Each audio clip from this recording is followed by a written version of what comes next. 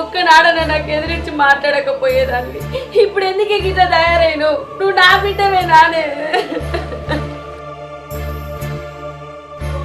ఇగో అమ్మ, ఇక్కడ ఏడ్చి తూడ్చి నా విలువ తీయకు. నలుగురు చూస్తే ఏమనుకుంటారే?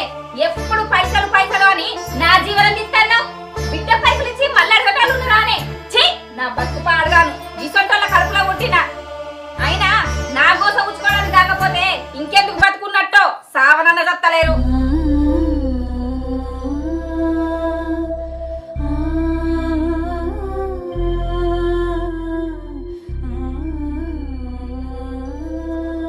నిన్ను కన్నందుకు నాకు మస్తు సంబరం అవుతుంది.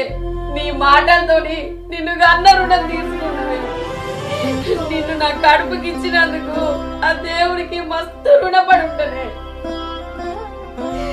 బిడ్డ చేత బుక్కడు పువ్వ తినకుండా కూడా